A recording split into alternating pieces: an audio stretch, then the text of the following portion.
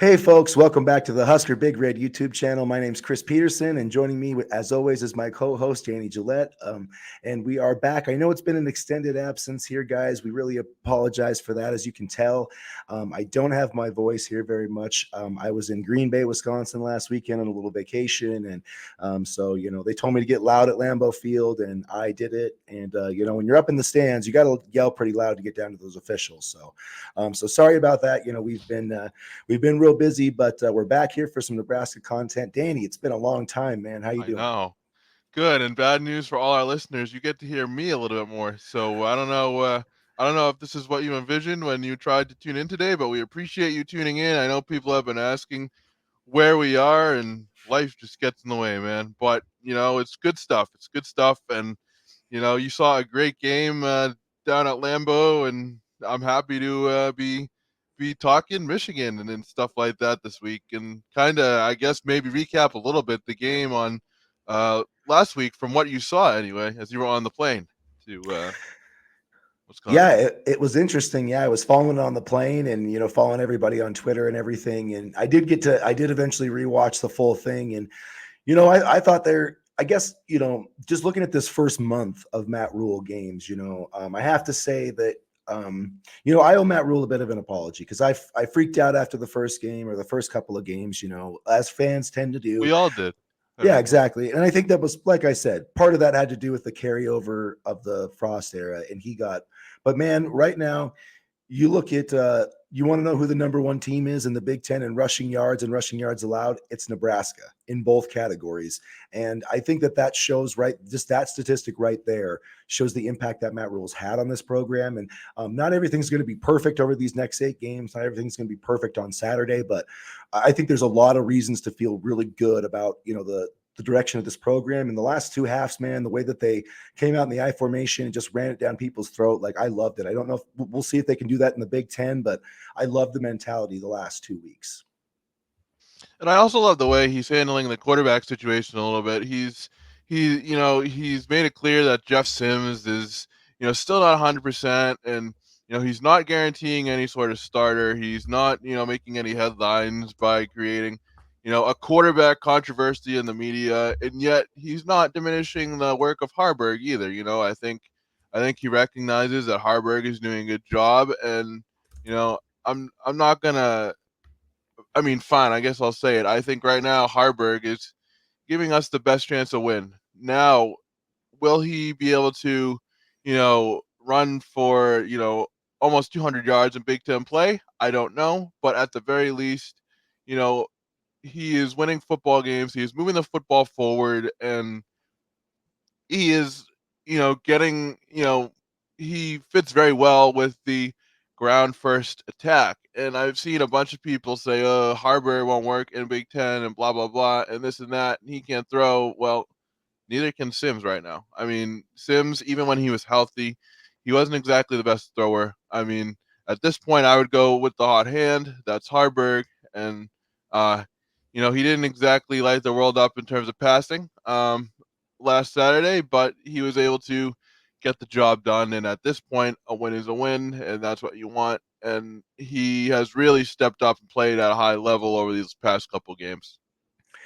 Well, and it's like, yeah, I get the questions about him passing the ball in Big Ten play. Like, I understand that, but I've been pretty happy with him the past 2 weeks. He hasn't been perfect, but there's been a lot of quarterbacks, Wisconsin, thinking of teams at Wisconsin, Iowa that have not been great, and they've won a lot of games with. And you can win a lot of football games if your Northwestern. quarterbacks, yeah, Northwestern. Yeah, if you're not turning the football over, which he's only had one turnover in 2 games, and that was the strip sack. Not one interception, not one fumble.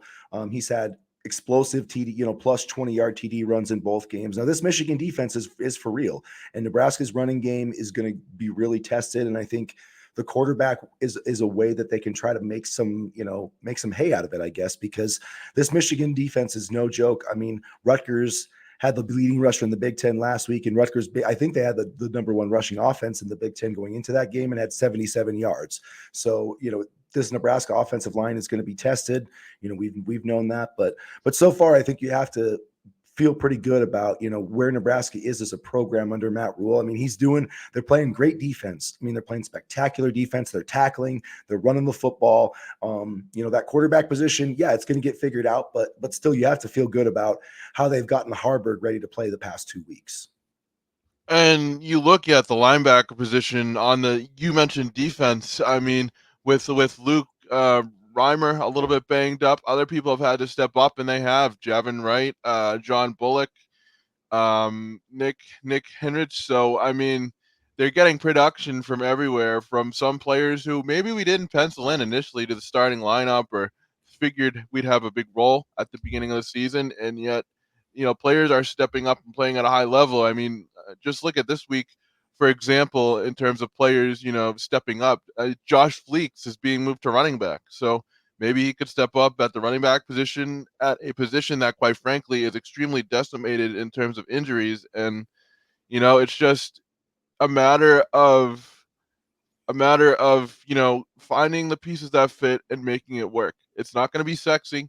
It's not going to be 60 points a game, but it's about moving the chains forward and winning football, whether it be from personnel decisions to offensive style. And I think there's something to be said for that. I don't know if it's sustainable if you get into a shootout game, but at this point, you know, we want to see progress and wins, and right now we're getting both. We'll be tested against Michigan on Saturday, but I'm very happy with how they've been able to kind of manage a difficult situation, like I said earlier, specifically at the quarterback position. And, it's led to victories here early on. And, quite frankly, probably should have led to a victory at Minnesota as well if, a couple more bounces went our way. Yeah, absolutely. And I know that game is frustrating. If we were sitting at 3-1, this season would have a different feel. But I am excited to see how Nebraska is going to stack up against this Michigan team. I'm just, what win or lose. I do think, I'll say it right now. We haven't done predictions yet. I think Nebraska is going to cover that spread. I think this is going to be an under 17-point game. I believe that.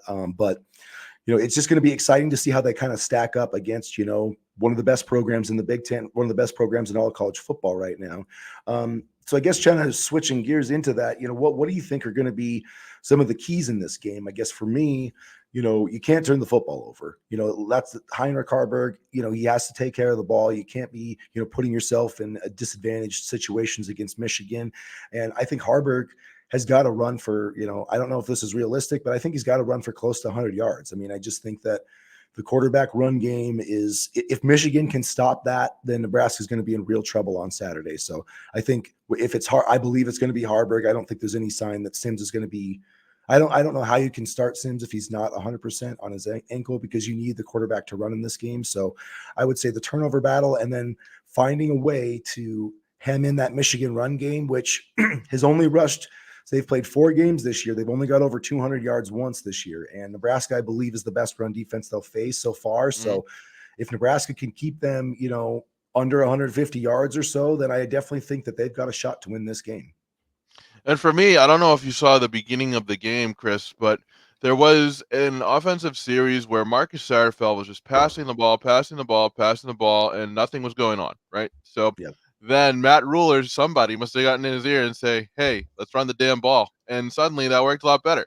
So for me, and this has driven me crazy, it seems like Marcus Satterfield kind of struggles to call a game in the first half, and then he kind of finds a sweet spot, and then, things work better in the second half. For me, one of my keys is I want Marcus Satterfield to call a complete game through and through. I want him to stick to the, running the football identity, even if, it's not as successful as it was last week. But quite honestly, I wouldn't be mad at all if this was a, 20-14 Nebraska game or something. I don't want this to be a shootout. This needs to be a ball control type of, grinded out, gritty, muddy Big Ten game. And, ball control, limiting turnovers, and running the football, I think, are probably my keys to the game. Defensively, just stopping the run. And I guess I really don't have a key for that because they've been doing a good job of that all season. So just continue doing what they do. And I'll tell you something. I knew Tony White was going to be a good hire on the defensive side of the football, but even I think I underestimated, what he could do. I mean, all the signs were there. He did very well at Syracuse, but boy, it's just nice having him in our corner for now. And I say for now because I don't know how much longer he'll be in our corner. Yeah, he's been.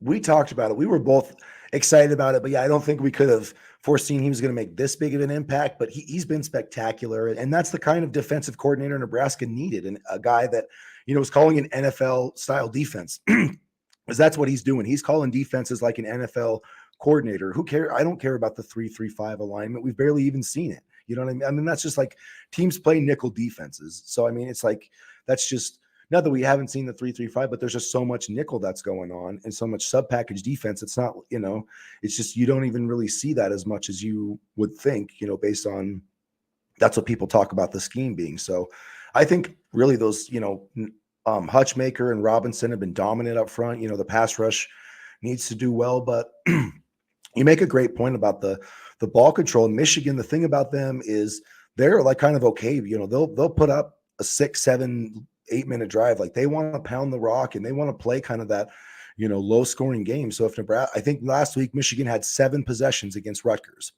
and I think they scored touchdowns on. They didn't score on the first one and they scored on their last 6. So I mean that with the new clock rules, you really can play an NFL kind of game in terms of clock, and I think that's exactly what Nebraska needs to lean into. 7 possession game, keep it low scoring. Make sure that basically my goal for Nebraska every time Michigan has the ball would be to have some type of kick. If it's a field goal, if it's a punt, that's a win for Nebraska. And if they can do that and get like 1 turnover, they can force Michigan into a few kicks and get 1 turnover. That's a 20-point game, And if this defense can hold Michigan to 20, they got a shot to pull an upset. How about that special teams play from Timmy Bleekrode? The nice sneak, huh? That was something I wasn't expecting. I was like, wow, we haven't seen that in a while, but I loved that part of it. I mean, holders are people too, kickers are people too, and you know, you talked about rushing and we've talked about rushing. I loved the emergence again of Anthony Grant. He's taken the opportunity and really seized it. 22 carries for 135 yards and a touchdown last week, and he looked like the Anthony Grant of old. So it's good to see that, despite being down in the depth chart and things like that, he's still bringing a good effort to games, and I think he'll be, quite honestly, an X factor against Louisiana Tech. I know he got a little bit banged up, towards the end of the game, but I think he should still be ready to go. Yeah, I think he did a great job on Saturday. And, I want to give some shout out to the offensive line. I know Turner Corcoran has not played well, and that's a huge worry spot.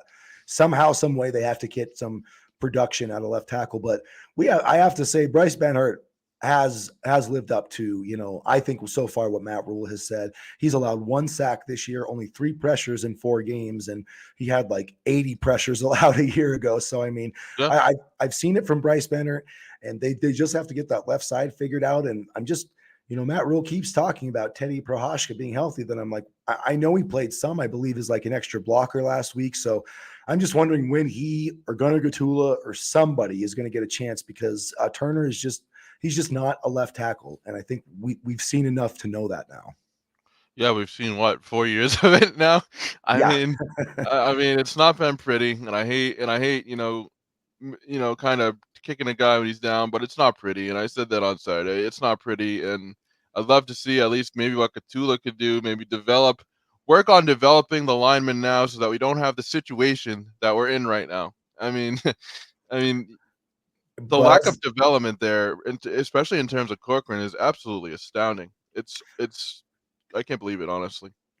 it is, but it makes me wonder, like in practice, if they're like, yeah, Gunner's just not, maybe Gunner's getting, kind of beat in practice. Who knows? You never know. Maybe it's just maybe Corcoran is the best guy. I mean, I have to believe there's a reason they're putting him out there, but at some point, it's like just give another guy a shot. It can't get any worse at some point, especially, the run blocking hasn't been quite as bad, but man, the pass blocking is really, really bad. And this Michigan team, they've got oodles of edge rushers, and I guarantee you, like, they're going to be centered in on Turner Corcoran as their most favorable matchup Saturday.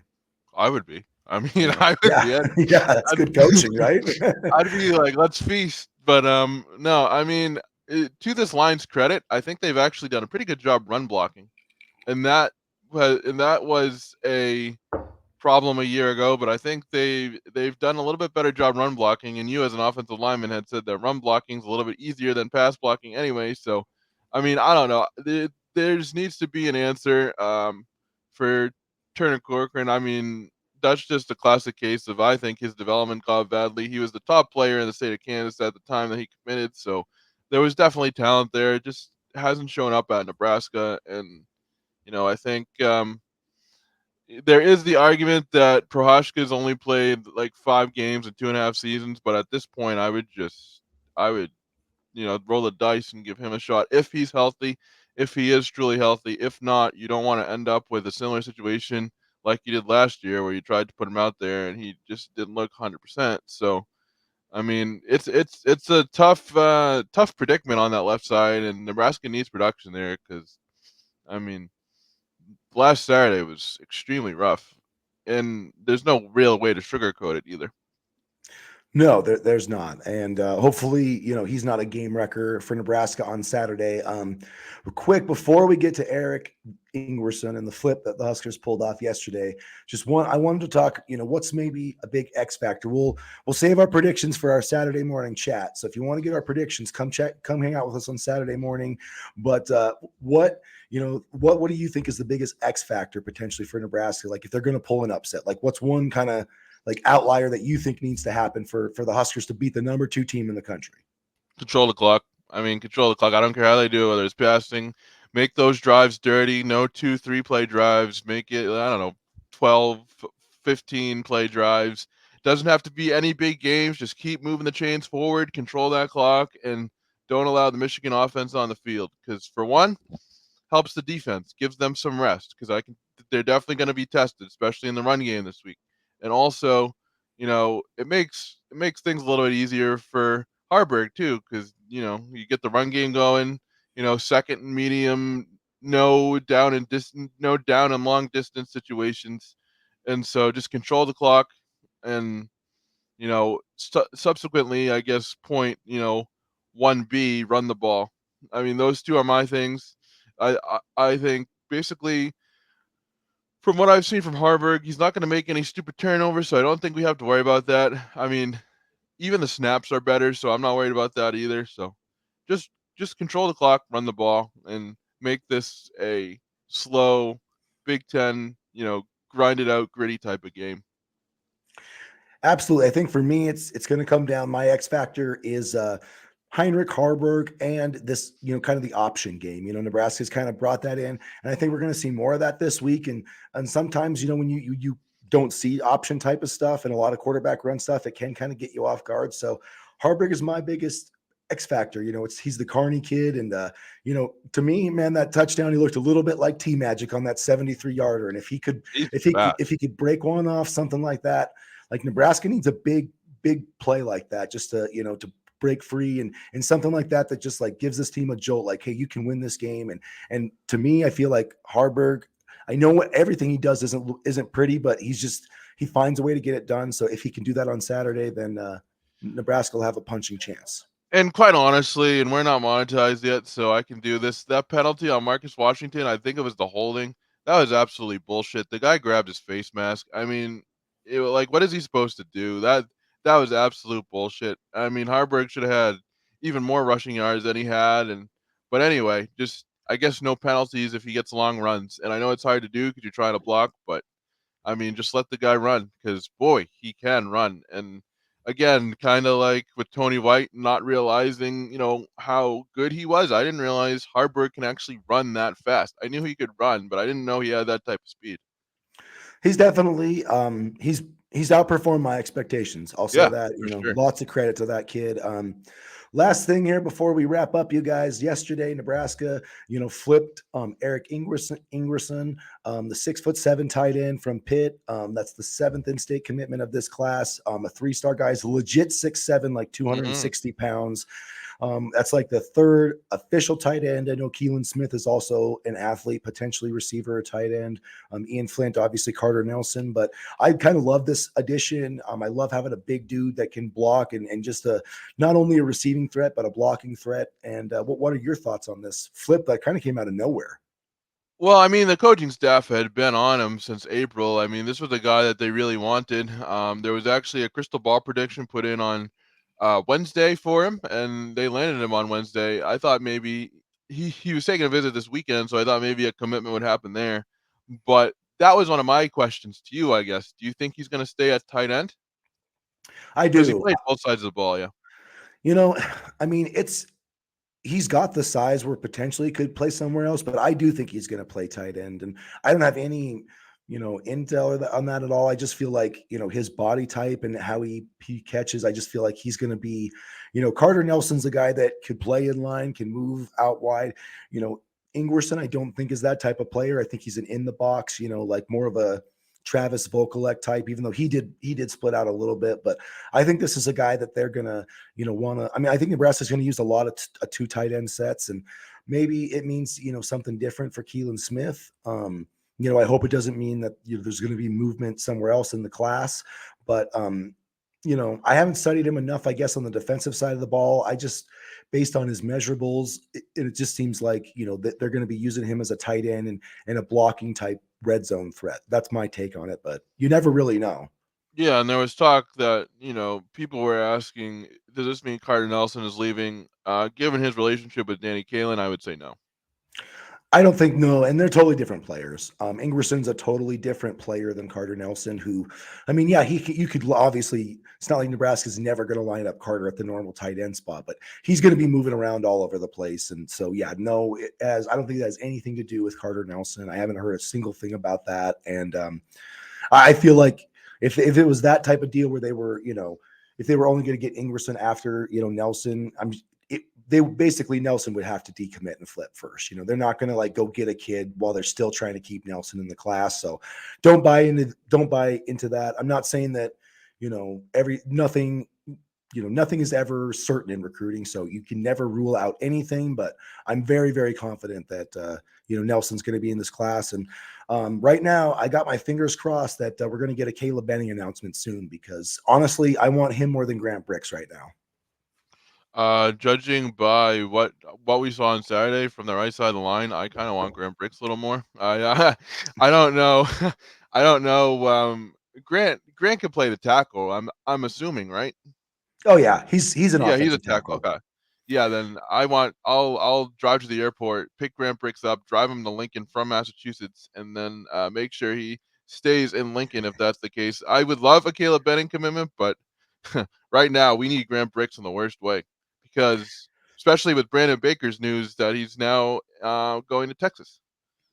Yeah, and I do think that Preston Tauma could be a potential right tackle type, Yeah. but yeah, definitely I want Grant Bricks. Don't get me wrong. I think Grant Bricks is an absolute freak. Go watch his huddle tape, guys, if you don't think he's an elite offensive tackle, because missing on Brandon Baker does suck. But if they get Bricks, I'm really not that worried about it. I think he can be just as good as Brandon Baker, and frankly, Oklahoma is very much a player too, which is kind of concerning for Bricks, but we'll see. it is. But well, we'll just have to see how things play out there. But I really think Caleb Benning, if he leaves this state, he's going to be a big time player somewhere else, and I just cannot. I can't stomach that. I just cannot stomach it. They got to get him in the class. I think he's going to play like a blue chip wherever they put him, offense, defense, wherever. So I want to see him get in the class, and Grant Bricks. Those are the two guys that beyond any, that's basically the only guys I care about in recruiting right now. I know that they need to get an edge. I want Jay Sean Ross, but really I feel like Bricks they got to get, and Caleb Benning they got to get. That's my opinion.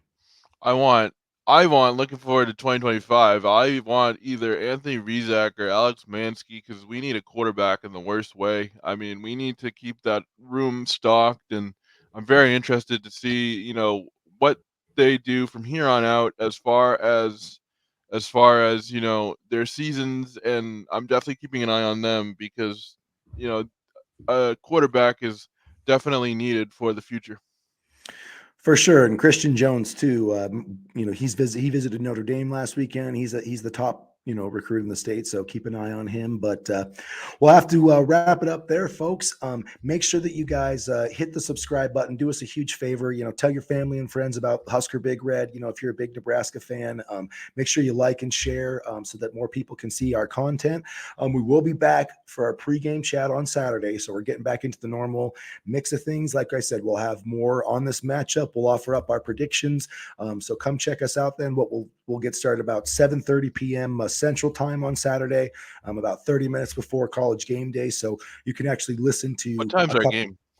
2:30 Central Time. So Okay, because you said 7:30 p.m., so I wasn't sure. oh, I meant 7:30 a.m. You guys, sorry for the Okay. for the chat. Yep, 7:30 a.m. Central Time, not p.m. I was Although getting confused. Yeah, I got vacation brain still, so. Well, I mean, sounds like you enjoyed yourself, and hopefully your voice will be better by then. Yeah, hopefully. I really damaged my vocal cords. That wasn't good, but it was worth it. So I got to see Jordan Love's, the start of the Jordan Love era, the real start. So it was pretty awesome. But we'll see, man. Hopefully Nebraska can do something special on Saturday. It would be pretty amazing. Hopefully Nebraska can damage your vocal cords as well, because you'll be screaming from joy. We've done too much screaming of anger lately, so. Yeah, if Nebraska beats Michigan, which I am, honestly, I like both teams, but this would be the biggest win Nebraska's had that I can't even remember, honestly. Yeah. So it would be a sea change for Nebraska football. I would love to see it. I hope it happens. I hope that they pull it out. Honestly, like I said, they can win this football game. I wish it was a night game. I think that it'd give them an even better shot. But this defense, I think, is one that you can take with you anywhere, and they're going to stand up against this Michigan team. We'll see if it's enough to win, but I feel confident they're going to make it a good game. Yeah, I mean, the Big Ten West, quite honestly, is wide open. So who knows? I mean, not Hey, only this, baby, we're only 0-1 right now. We're only yeah, 0-1, so we're right yeah, in yeah. it. Not only this Michigan game, but even if they lose and play well against Michigan, that gives me confidence about the schedule moving forward. Because some teams like Wisconsin, I mean, they're looking a little shaky. That they are. That So they are. All right, guys. Thanks for joining us this morning. Join us on Saturday for our pregame chat. And as always, go Big Red. go Big Red.